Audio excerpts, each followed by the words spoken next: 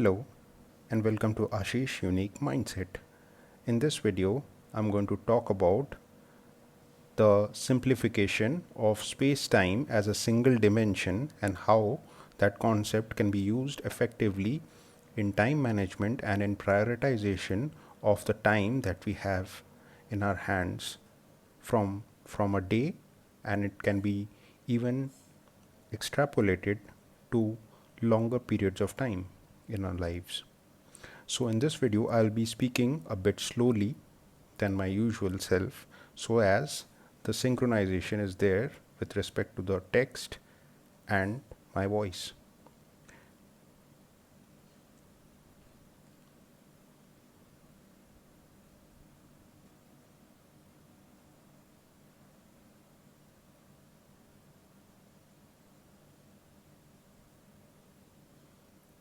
So in this book, friends, what what was so special was it alluded to quantum mechanics in great detail, and how the evolution has come about in quantum mechanics, and how starting from Aristotle to various scientists, how they have viewed the time, and how our whole astronomy is was constructed.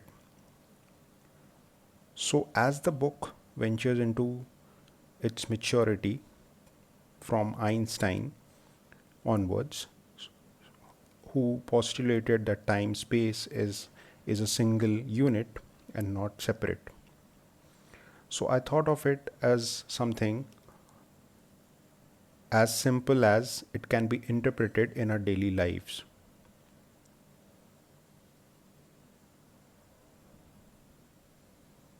So the whole notion was to bring a simple explanation which can be easily understood by everyone, and which is as simple as the things that I'm going to mention in this video through the texts and through the voice that I am providing.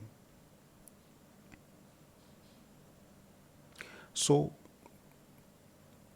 this concept has been hypothesized by myself, and I might be wrong. There might be other people who have obviously might have done a similar kind of hypothesis, but I I believe that this is one of the unique ideas that I had. So I was having a conversation with a dear friend who has become a new parent, and he was like telling me that he is really feeling the lack of time in his life because of the birth of his new son, newborn son, and which is a beautiful feeling in itself, but it can be overwhelming for anyone as the responsibilities pile up at home. So what he was constantly telling me that there is a lack of time in my life. So I was empathetically listening with full of empathy and genuine concern that there is a lack of time indeed, as there are new responsibilities, and being a parent isn't easy, as I am not one myself.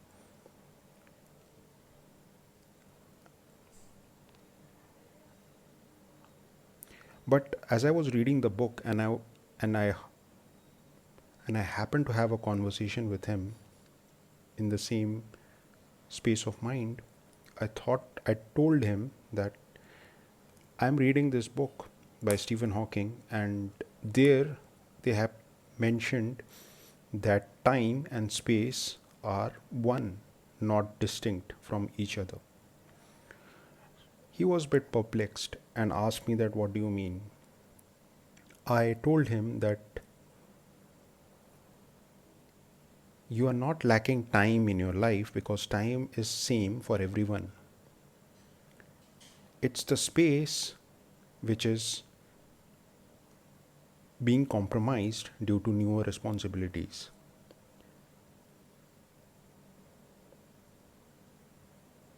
Just think of it, friends. Time is measured in hours, days, weeks, months, years, decades, and so on. It is not the time that moves fast or slow, but space is perhaps more nuanced. It is the space that we attribute during our time and because of our priorities and choices in life that take up the time.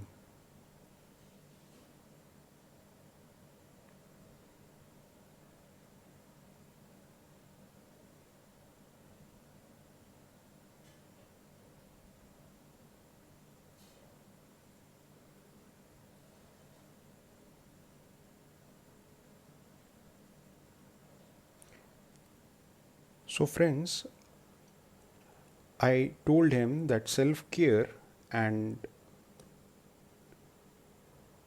is paramount because eventually that will lead to a better fulfillment of the responsibility that we have undertaken. And life is a marathon. It seems like a sprint at times when situations are overwhelming and the responsibilities are thrust upon us, but it's a marathon. And if we treat the responsibilities as a marathon, we will not end up giving all the resources that we have in one sprint. Rather, we will not giving everything to one space, accommodating everything in one space and not taking care of ourselves because everything is put into one space in a very limited amount of time. So, a more self accountable statement would be I ought to make space for myself in the given time that I have so that I take care of myself and do the things that I need to do in the long run to keep me healthy and sane, even though it might be very difficult and overwhelming. And also, I was thoughtful about many things in life, and one thing that struck me was life. Many people have told us on social media that life recently has been very seems to be very quick, and years have been just going by like sound. And I thought that time is constant, right? Time is not time. If we are scientific enough in our judgment, that we will realize that we are incorrect in the emotional or sentimental assumption that we are making. Time is seeming faster because we are diffusing our inner pain and conflict into the social realm of social media instead of asking the questions that ought to be asked from ourselves, which will entail having personal space to a great extent, yes, but that will enable us to be better in ourselves and eventually contribute better in the relationships or any responsibilities that we have. So, friends, imagine the plank meme that was so viral a few years back. That a 30-second plank seems a lot longer than when we are browsing social media or playing a video game. Then the time just flows by, and we do not even know that where the time has gone by. So we are actually attributing when we attribute our time to a difficult task, then time goes slow. In fact, it does not even go slow; it goes as it should. And memento mori, friends, it's a very profound statement by the Stoics because as we age, the time is always on a decremental loop.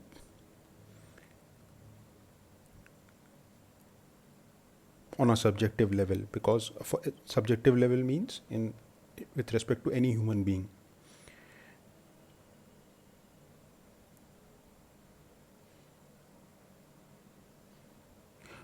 So in this given situation, which is profound and universal, we have to be very mindful about the space we attribute to the time that we have, because more often we tend to bit off more than we can actually chew.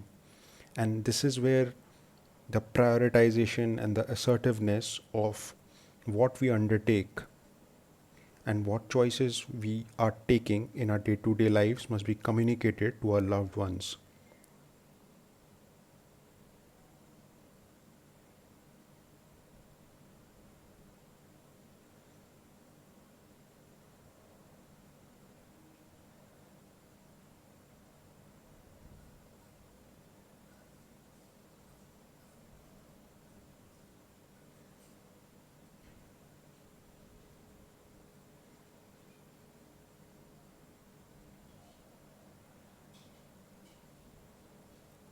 So, few of the non negotiables which I feel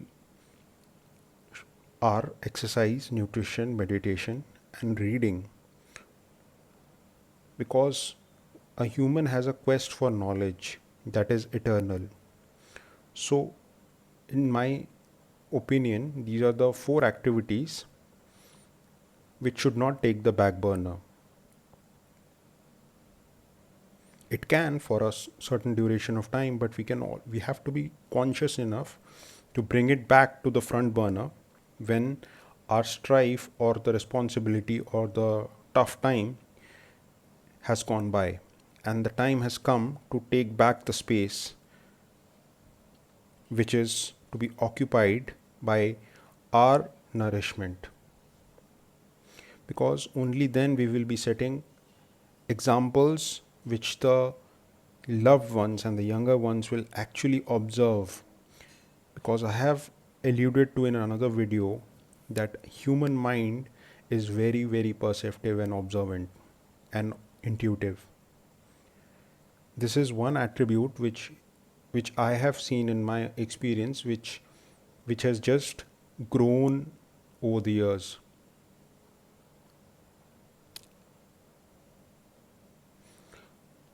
So, coming back to the main concept, as space time being one unit, and it has been very profoundly written and clearly mentioned in the book that space time is one unit. Anyone who has read the book will concur with my opinion.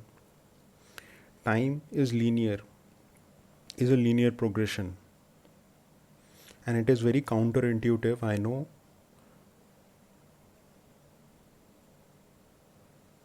because it is actually the space which is a way of telling it in a self accountable way that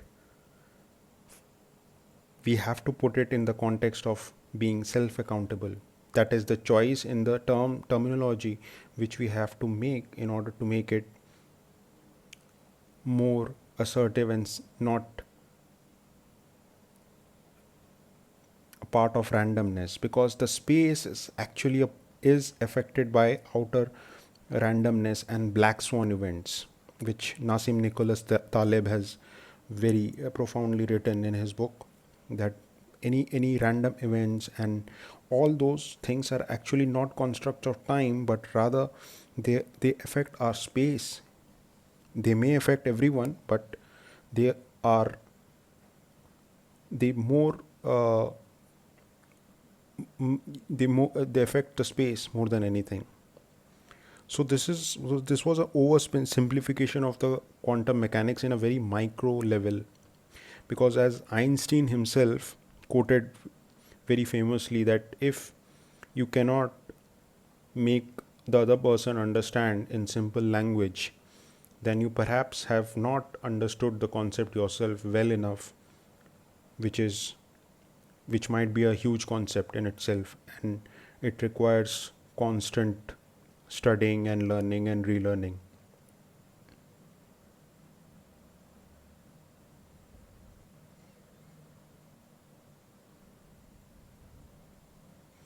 So this was a philosophical interpretation of time space, how we can be more accountable to ourselves by just putting the sentence that we construct in terms of space rather than time. Thank you for watching, and if you resonated with my views, please subscribe to the channel.